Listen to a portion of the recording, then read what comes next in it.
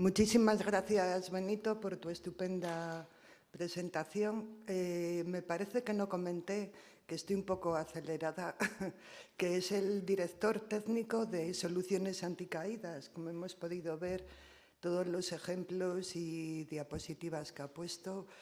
Pues después de las presentaciones que hemos tenido en cuanto a la siniestralidad, la legislación, lo importante de la planificación, etcétera, con los sistemas de acceso, soluciones prácticas, vamos a ir a una parte a un tema que igual si no estamos convencidos, a lo mejor terminamos de convencernos a través de la ponencia que va a hacer el jefe de inspección de la Unidad de Seguridad y Salud Laboral de Valladolid.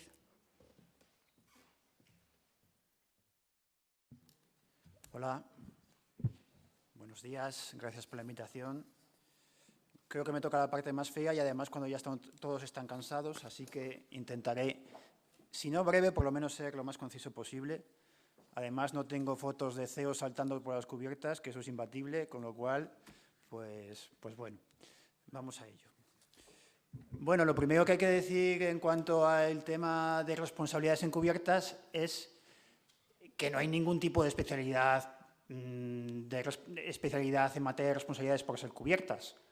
Lo que pasa que las responsabilidades generales que existen, y que ahora voy a hacer un breve esquema de cuáles son, pues hay algunas que se aplican, por decirlo así, con especial intensidad, porque como ya os han demostrado mediante estadísticas, fotografías y demás, pues es una realidad incontestable que los trabajos en cubierta es de lo más peligroso que existe y, por lo tanto, a mayores riesgos, mayores posibilidades de exigencia de responsabilidad.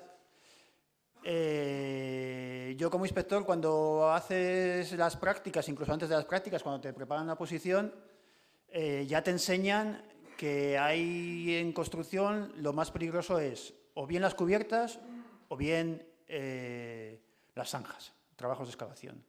Y esa es una lección que no se me ha olvidado y que además lo compruebo día a día, no solo en las obras, sino también cuando hay accidentes que investigar. Que además solo una cuestión en cuanto a los accidentes. Nosotros como inspectores pues no sabemos colocar ladrillos y no sabemos tampoco las cosas que saben los de construcción, pero sí tenemos una visión, al igual que la tienen los técnicos, que es la visión de cuando las cosas fallan. Entonces, cuando vas a una obra, muchas veces, incluso cuando vas a investigar un accidente, muchas veces te dicen, no, es que esto lo he hecho así toda la vida y nunca me ha pasado nada. Y digo, ya, pero es que yo he visto cuándo ha pasado. No lo he visto en tu empresa, afortunadamente, pero lo he visto en otras. Y dicho esto, pues como digo, voy sin entrar en profundidades, que tampoco creo que sea la ocasión. Pues bueno, vamos a lo duro. ¿Cuáles son sistemas de responsabilidades? Pues básicamente tenemos 3 sistemas de responsabilidades. Nuestro ordenamiento frente a un incumplimiento preventivo reacciona en 3 sistemas. Responsabilidades penales, responsabilidades civiles y las responsabilidades administrativas, que hay varios tipos que ahora hablaremos de ellos. Lo primero, responsabilidades penales.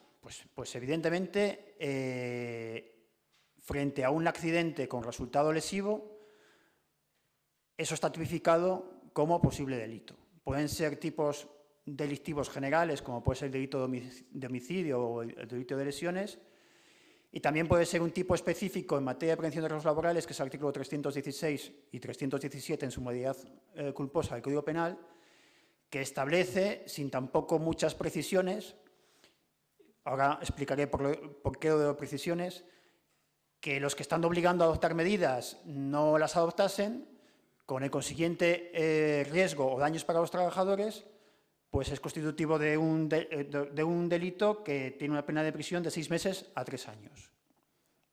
Así de crudo.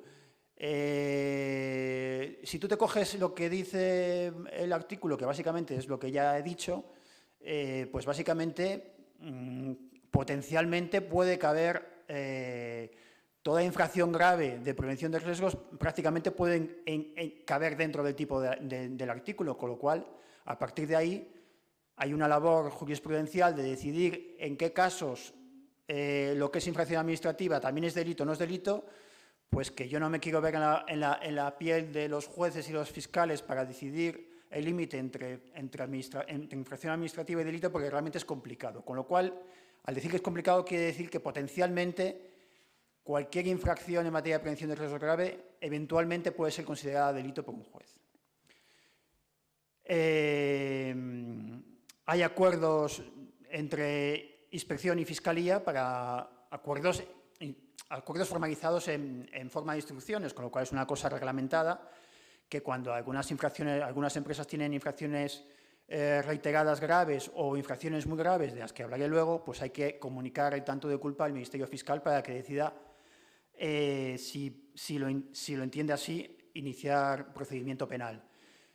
En la práctica, lo cierto es que, por decir las cosas claras, la Fiscalía entra poco en el delito de riesgo, es decir, que pocas veces cuando se comunica un delito de riesgo en el que no ha habido un resultado lesivo, al final eso va para adelante. No me pregunten las causas de por qué eso se archiva, porque no las sé. Para mí siempre ha sido un poco un misterio. Evidentemente, el delito se aplica constantemente en los supuestos de accidentes, porque ahí hay una parte interesada, hay unos intereses indemnizatorios y también el proceso penal se activa sobre todo en estos casos. Lo último en este punto, simplemente decir que el enfoque que damos en la Inspección de Trabajo y el Ministerio Fiscal o el proceso penal en general difiere sustancialmente en que ellos buscan personas responsables y nosotros, personas físicas, o el empresario, o el técnico, o el encargado, etcétera.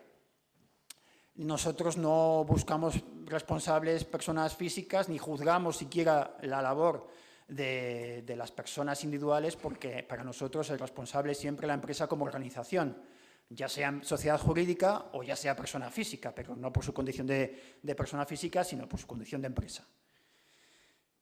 Y dicho esto, el segundo grupo de responsabilidades serían las civiles, que a diferencia de las penales y de las administrativas, solo se exigen o solo son posibles exigirlas cuando ha habido un resultado lesivo. Yo he tenido un accidente y puedo reclamar, incluso, aunque no es lo normal, porque por motivos prácticos la responsabilidad civil siempre se suele, y eso hay que preguntarle a los abogados porque es así, siempre eligen la vía penal y exigir las responsabilidades por vía de las responsabilidades civiles que se derivan de la vía penal, es decir, de forma autónoma plantear demandas por vía civil no es lo habitual, pero bueno, sería posible incluso hasta sin infracción en estos casos, simplemente porque has producido un resultado lesivo trabajando para alguien. Pero bueno, actualmente en nuestro sistema, no en nuestra legislación, sino en nuestro sistema, en la práctica de exigencias de responsabilidades profesionales, pues no es un sistema que se utilice con habitualidad.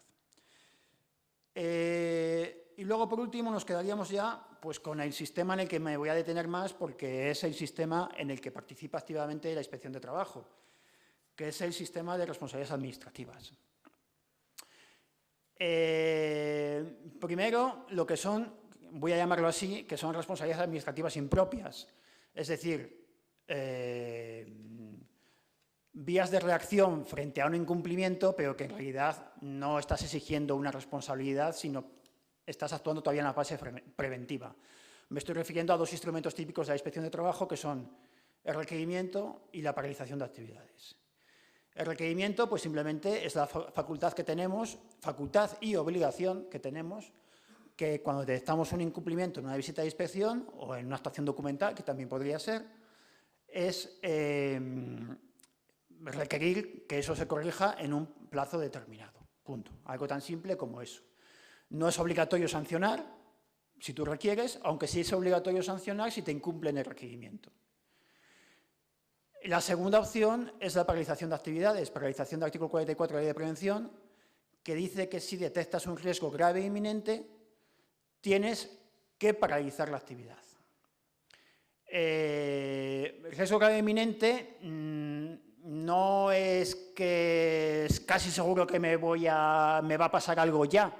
El riesgo grave inminente, de acuerdo a un concepto legal, es que resulte probable racionalmente que en un futuro más o menos próximo ese incumplimiento puede conllevar una consecuencia grave. Con lo cual, también vuelvo antes a mis prácticas de inspector, lo primero que te enseñan es que un trabajo encubierta sin proteger es el supuesto típico de paralización. Y además, si tú paralizas y luego sancionas, la sanción va a ser muy grave, ahora volveré a ello, porque está tipificado como infracción muy grave cuando una infracción origina un riesgo grave inminente. A Benito le gusta hablar de peligros, pero a la ley de infracciones y sanciones lo que le gusta es hablar de riesgo. Luego me detendré un poco más en eso. Simplemente dejar ahora claro que si tú paralizas, no es exactamente que estés obligado a sancionar, aunque la lógica y nuestras instrucciones internas, que no son ley, te dicen que en buena lógica, si tú paralizas, pues lo lógico es que has comprobado algo muy grave, sanciones, salvo alguna circunstancia un poquito excepcional. Pero bueno, legalmente no puede afirmarse que la paralización conlleve la sanción obligatoria. Lo que sí que puede afirmarse es que si tú paralizas por una infracción y luego decides sancionar, la sanción tiene que ser muy grave. Volveré a eso. Antes de entrar en el acta de infracción, que es el supuesto más típico de exigencia de responsabilidades, me quedo con la otra gran vía de exigencia de responsabilidad en vía administrativa, que es una figura en realidad de seguridad social, que es el artículo 164 de la Ley de Seguridad Social, que establece que es el famoso recargo de prestaciones, supongo que la mayoría lo conocen, que establece que cuando ha habido un accidente, por resumirlo muy claramente, ha habido un accidente y ese accidente se ha demostrado que es por una omisión de medidas de seguridad del empleador, entonces procede a imponer a la empresa un recargo de prestaciones del 30 al 50% sobre las prestaciones que ese accidente genera. ¿Qué significa eso? Pues que si ese accidente ha originado una prestación de incapacidad temporal, si se propone este recargo de prestaciones, la empresa tiene que sufragar a su cargo entre el 30 y el 50%, según la propuesta, de toda la cantidad que se pague por prestaciones a su social a ese accidentado. Imagínense lo que puede ser si estamos hablando de un fallecimiento con unas prestaciones de viudedad o una invalidez, etcétera. Bueno, no entro en detalles, hay muchísima jurisprudencia sobre esto, pero básicamente es una figura muy importante y económicamente, en la mayoría de los casos, es más importante de la sanción económica por el acta de infracción. También es importante decir en este punto que no es asegurable, o sea, no lo puedes asegurar, no puedes decir a una compañía de seguros, no, si me ponen un recargo tú te haces cargo, no es asegurable, con lo cual la única vía de evitar el recargo de prestaciones es poner medidas para que los accidentes no se produzcan. Y ya menciono básicamente pues, lo que es el tema básico de la prevención de riesgos laborales, nuestro sistema de prevención de riesgos laborales. Y es que los costes se ven inmediatamente cuando vamos a poner una línea de vida, pues, y más si hablamos de medida o vamos a comprar un equipo de trabajo, pues la prevención cuesta dinero, que duda cabe. La opción más segura, no siempre, ojo, no siempre, a veces se hacen cosas que no te las explicas, pero bueno, a veces es un problema de costes y el coste se ve enseguida de la medida, pero el ahorro de evitar los accidentes no se ve enseguida y a lo mejor no se llega a ver porque se ve lo contrario, se ve cuando falla la medida.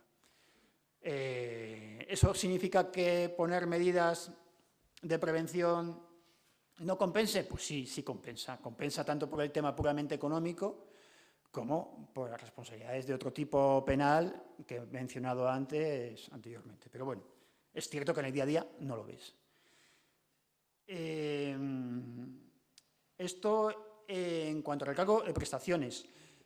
Me adelanto ya a lo que voy a decir ahora, que es las actas de infracción y las responsabilidades por una infracción en materia de prevención de riesgos laborales, y es que básicamente se tiene la idea, y de hecho hay base para ello, porque la normativa tiende a ello, de que el responsable de las infracciones y del recargo de prestaciones es únicamente el empresario empleador del trabajador accidentado. Y eso es siempre así, es decir, siempre es así en sentido positivo. El empresario empleador, sea subcontrata, sea contrata, siempre va a ser responsable de alguna de las infracciones achacables a ese incumplimiento, pero no es el único sujeto responsable.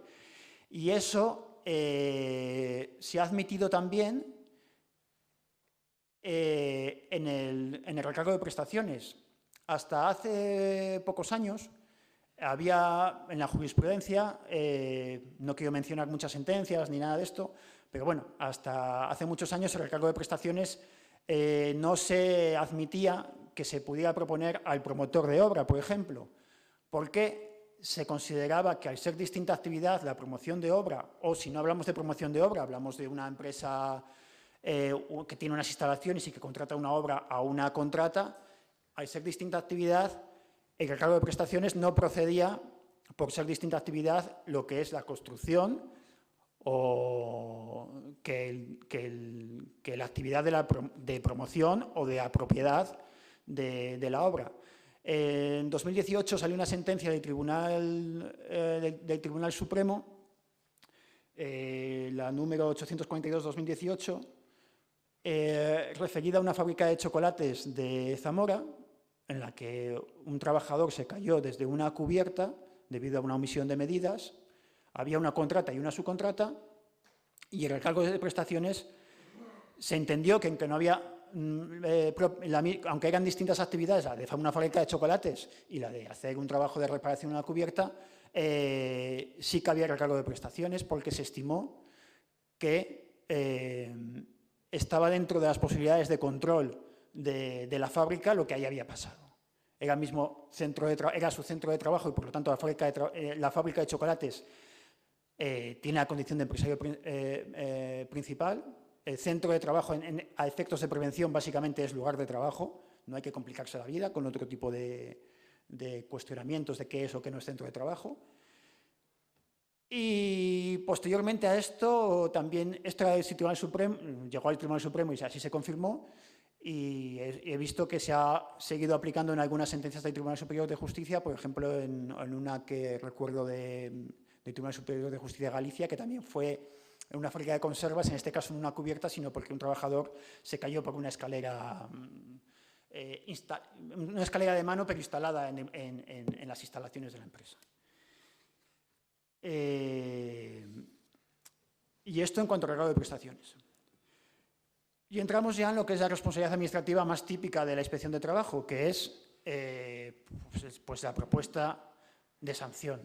Propuesta de sanción que la Inspección lo que hace es levantar un acta de infracción, porque el acta de infracción en realidad es la propuesta que inicia el procedimiento sancionador. El acta de infracción inicia el procedimiento sancionador, que posteriormente hay un trámite de alegaciones y al final se resuelve por la autoridad laboral, que aquí en Valladolid pues es la Oficina Territorial de Trabajo de Valladolid. Según la cuantía pueden recurrir, si la cuantía son muy superiores, pues pueden ser otros órganos los que tengan que recurrir la sanción. Pero bueno, nos vamos a poner en el supuesto típico que puede ser la Oficina Territorial de Trabajo de Valladolid, o en sanciones más graves la Dirección Territorial de Trabajo de la Junta.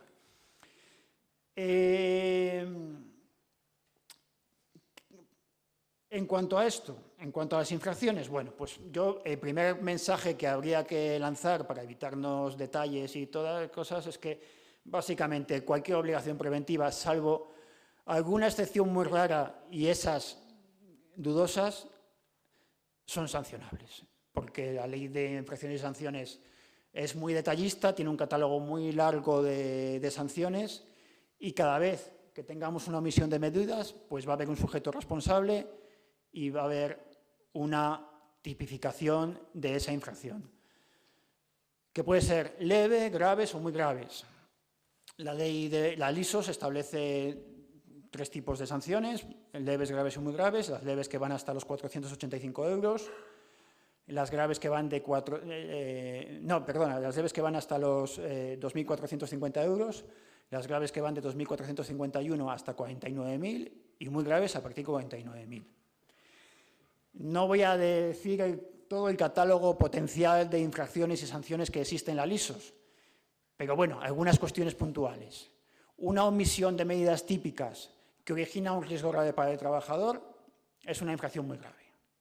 Podríamos estar en el caso aquí. Es una infracción grave, perdón. Si esa infracción se produce originando un riesgo grave e inminente, entonces estamos en la situación de infracción muy grave. Como he dicho antes, potencialmente será una cuestión de valoración del inspector, pero potencialmente una omisión de medidas, una completa omisión de medidas en una cubierta, pues estamos en el territorio de la infracción muy grave. Se me olvidó decir algo antes en relación con la paralización, que la mencioné, que se propone cuando el riesgo va muy mal. A veces no hacemos paralizaciones propiamente dichas. A veces simplemente llegamos allí y, sin necesidad de hacer la paralización por escrito formal, que por cierto lleva un procedimiento que se puede recurrir ante la Oficina Territorial de Trabajo, y en el plazo de 3 días la Oficina Territorial de Trabajo, pidiendo informe al inspector, puede resolver si confirma una nueva paralización. Pero bueno, decía que a veces no hacemos una paralización propiamente dicha, por la sencilla razón de que antes de que lleguemos a hacerla ya el trabajo se para. Y eso, por un lado, yo soy de la opinión de que si el trabajo ya está parado, ya no tienes que paralizarlo. Lo que tienes que advertir ya es que no vuelvan a empezar hasta que no estén las medidas adoptadas. Y eso ya es una cuestión, desde el punto de vista práctico, como he dicho antes, les deja al inspector, que todavía no ha puesto por escrito si eso es infracción grave inminente, la posibilidad de valorar si, llegado el momento de levantar el acta de infracción, va a ser grave o va a ser grave inminente, con la diferencia entre que el mínimo sea de 2.451 o que sea 49.000 euros. También yo digo yo soy jefe de unidad y entonces, bueno, un poco yo no decido lo que hacen mis compañeros, por supuesto que tienen autonomía técnica para actuar, pero los subinspectores de salud, que son con los que más contacto tengo, porque bueno, aunque digo, ellos deciden lo que levantan y lo que no, yo tengo que verificar si hay si está conforme a la calidad técnica que exige la normativa. Mi consejo es clarísimamente que en caso de duda paralicen, o sea, porque un inspector también está potencialmente sujeto a responsabilidad y no debe, si tiene dudas que un trabajo en una cubierta, según se va a él, alguien va a volver a subirse en las mismas condiciones, pues debe paralizar. Y ya veremos lo que pasa con la acta de infracción. Bueno, simplemente un par de cuestiones más en cuanto a las infracciones. Aparte de la omisión de medidas puras y duras, hay algún tipo de infracción típica que se puede proponer en trabajos de cubierta. Por ejemplo, recurso preventivo. La normativa dice que el recurso preventivo, me imagino que lo saben, es una figura que significa que es un trabajador. Vamos a ver, en realidad el recurso preventivo no es lo que normalmente se entiende por recurso preventivo en la práctica. El recurso preventivo es alguien del servicio de prevención o si son trabajadores designados para hacer actividad preventiva en la empresa, de trabajadores designados que se les nombra para vigilar determinados riesgos especiales. En algunos casos, porque existe obligación legal de hacerlo, y en otros casos porque la propia empresa decide que, en base a su evaluación de riesgos o en base a la evaluación hecha en el plan de seguridad de trabajo, hay que tener un trabajador para vigilar eso. En la práctica no son recursos preventivos, sino que son algo permitido por la normativa, todo hay que decirlo, trabajadores designados con presencia permanente para vigilar esos trabajos. Entonces, a lo que voy, si existe una obligación de poner recurso preventivo y el recurso preventivo o bien no se designa o bien designado no está cumpliendo con su trabajo, ejemplo típico, una cubierta sin proteger, a la vez que habrá una infracción por falta de medidas materiales, también habrá una infracción si el recurso preventivo de ahí no está ahí. Pues eso, un supuesto típico que puede suceder en cubiertas. Una sola cuestión en relación a esto. La normativa dice expresamente, disposición adicional 14ª de la Ley de Prevención y el Real Decreto de Construcción también, que en el caso de construcción el recurso preventivo es obligación del contratista, es decir, debe ser un trabajador del contratista. Por lo tanto, si los trabajos estos, como suelen pasar muchas veces, han sido subcontratados por un contratista, aparte de los que tenga que haber aquí, si ha habido un recurso preventivo, tiene que estar, si ha habido un nombramiento de trabajador asignado recurso preventivo, a efectos prácticos. El recurso preventivo estoy llamando ya a lo que se llama normalmente recurso preventivo, que ya digo, no lo es exactamente, es a trabajador con presencia permanente asignada. Tiene que ser un trabajador en plantilla de la contratista principal, no hay más. Bueno, como digo, tenía relación con eso.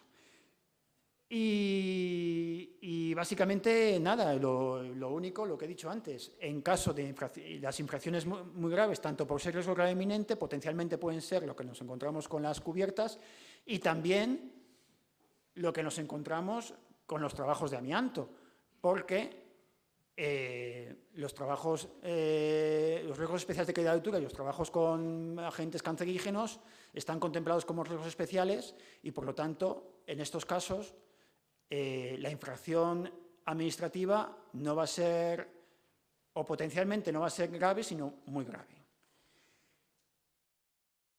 En resumidas cuentas, que como digo, todo lo que es incumplido, prácticamente todo, no voy a decir el todo porque puede haber algún supuesto puntual en que haya una infracción que no tenga su tipificación, puede ser objeto de sanción.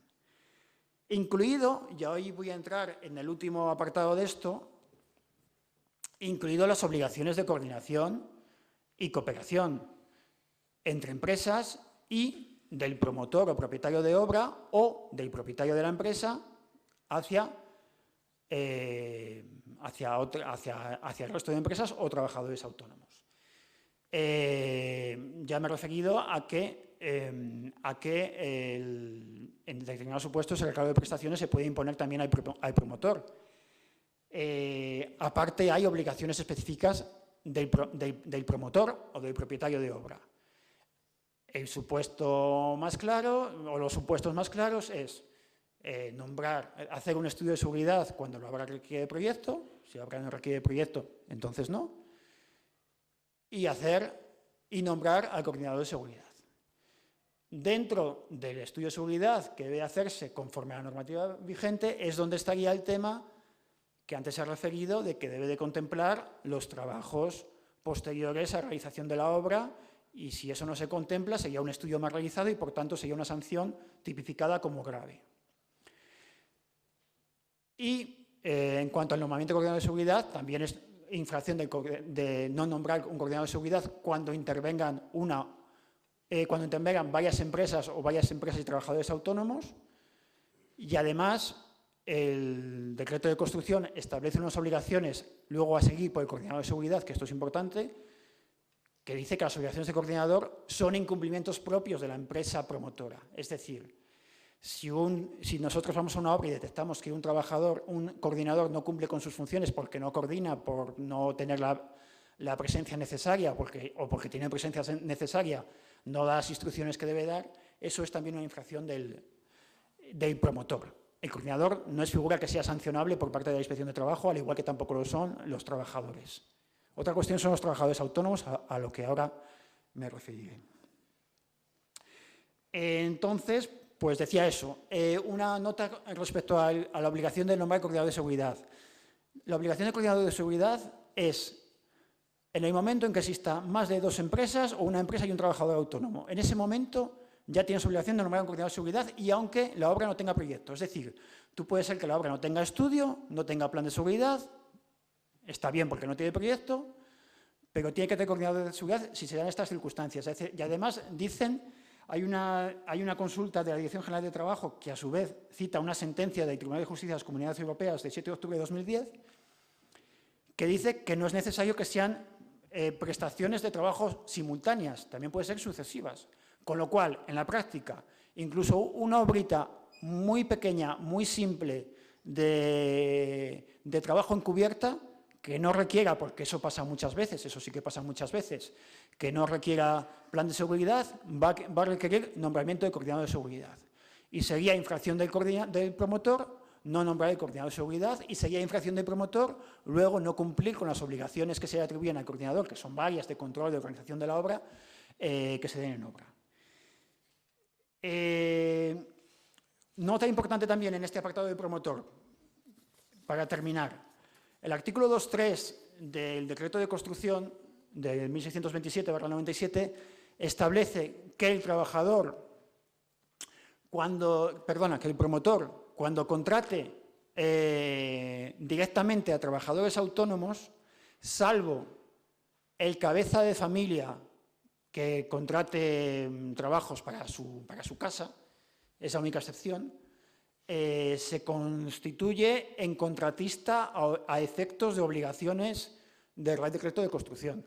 Con lo cual, si un trabajador, ya está dicho, si un promotor contrata directamente a un autónomo sin pasar por una obra de construcción, directamente está asumiendo la obligación de contratista en todos sus extremos, por lo menos en el ámbito del decreto de construcción, con la excepción del que he comentado del promotor no profesional, es decir, lo que dice todavía de una manera un poquito viejuna el decreto de construcción, el cabeza de familia. Pero claro, también el cabeza de familia es una condición que no se presupone. Quiero decir que si es una obra nueva, yo no sé si esa vivienda, una vez finalizada, va a ser la vivienda del constructor o la va a vender y la va a poner en el mercado y demás. Con lo cual es una excepción también limitada y que habría que examinar. Es cierto, entrando ya en las dificultades para sancionar algunas cosas, que el decreto hablando de amianto, no en otro tipo de riesgos, porque ahí hay otras vías, el decreto de construcción ahí nos da muchas vías para actuar. El decreto de construcción se refiere únicamente, el Real Decreto de Amianto se refiere únicamente a empresas. No establece la obligación de inscripción de trabajadores autónomos y, por lo tanto, alguien puede pensar que los trabajadores autónomos, a la nueva regulación, podrían hacer este tipo de trabajos. En los grupos de trabajo que existen a nivel de comunidades autónomas y todo, comentando estas deficiencias, se habla de la posibilidad de incluir a los autónomos o de tipificar esto. Bueno, no sé eso dónde va a llegar o si va a llegar a algún sitio, pero eso no significa que los autónomos puedan hacer las obras de amianto alegremente, o sea, dicho de otra manera, eso no significa que esté permitido. ¿Por qué? Porque si tú te aplicas los principios de acción preventiva del artículo 15 de la Ley de Prevención de Riesgos que hemos hablado antes, evaluar los riesgos, eliminar los riesgos en el origen, establecer las medidas técnicas más adecuadas posibles, y tienes en cuenta además que entre las obligaciones del coordinador y del promotor de obra establecidas en el Real Decreto de Construcción, establecen que eso lo tienes que tener tú en cuenta para organizar la obra, cualquier conclusión lógica te lleva a concluir que si tú, promotor, contratas a un autónomo para hacer una retirada de trabajos de amianto, estás incumpliendo las obligaciones de coordinación que el propio decreto de construcción te atribuye.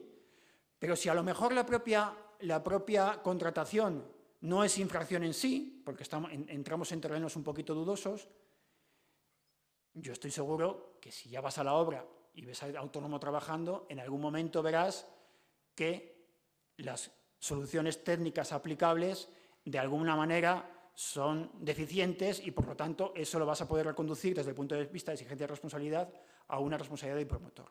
Con lo cual, pues si alguien tiene dudas, hay una laguna legal, eso hay que reconocerlo en ese sentido, pero eso no significa vía libre para hacer ciertas cosas.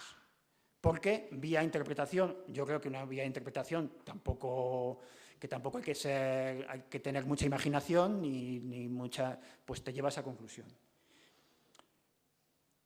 Y, por ejemplo, igual que en el plan de seguridad, bueno, no entro, sino que me lío mucho con eso. Para terminar, responsabilidades del autónomo. Hay una idea que a veces percibes en la obra que dices, no, yo es que como soy autónomo la inspección no me puede sancionar. Bueno, eso es en materia de prevención de riesgos.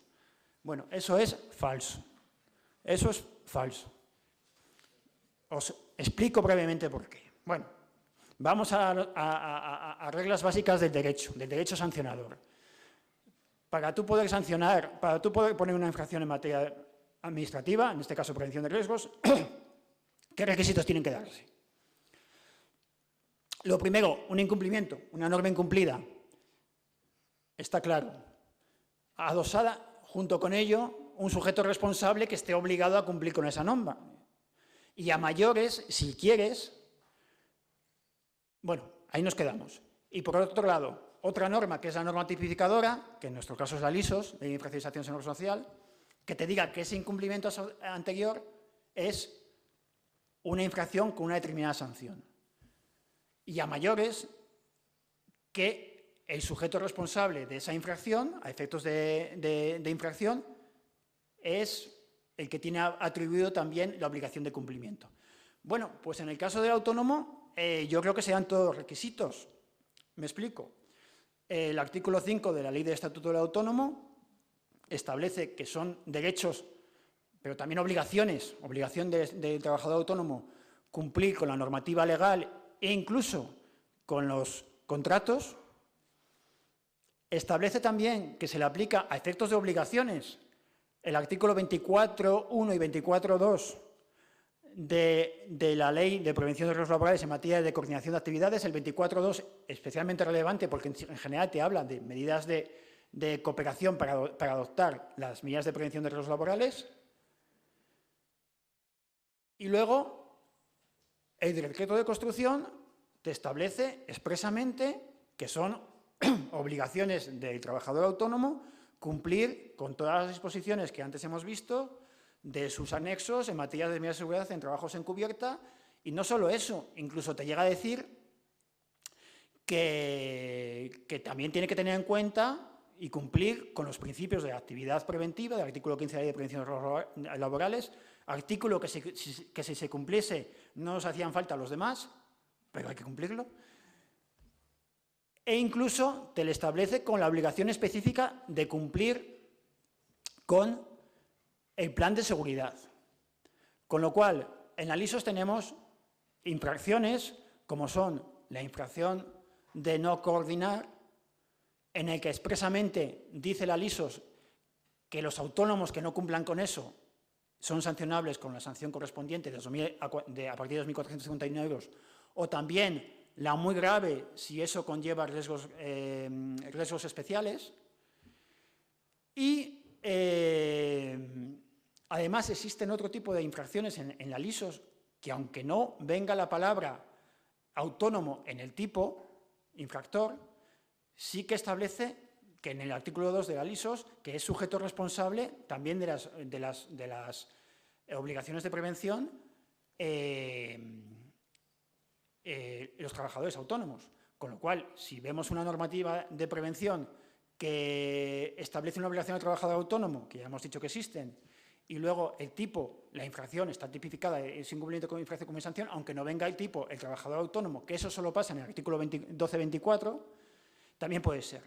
Ejemplo típico, ejemplo dudoso, de las medidas de seguridad que dice normalmente, habla de las acciones que por omisión de medidas de seguridad, básicamente dice esto, creen riesgos para los trabajadores. Dice para los trabajadores, no dice trabajadores por cuenta ajena. Dice trabajadores, y hasta que hoy, que sepamos, los trabajadores son cuenta ajena y también trabajadores autónomos. Aún así, este es el único punto dudoso en que puede decidirse que si en una interpretación restrictiva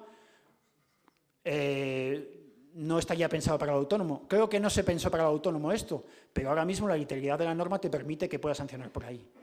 Y la segunda opción para sancionar es, en los casos de obras con plan de seguridad, la infracción por falta de seguimiento del plan de seguridad está prevista como infracción de norma y la infracción que tipifica dice en el ámbito del Real Decreto 1627, pero no dice que sea infracción del contratista, ni infracción del promotor, ni infracción de autónoma. Potencialmente es aplicable a todos los sujetos a los que tienen esa obligación de seguimiento del plan.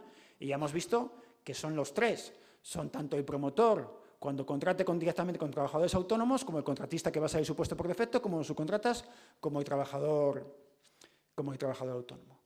Y en todo caso siempre quedará la posibilidad de sancionar por vía de la falta de coordinación de actividades a los autónomos que no cooperen para la adopción de medidas.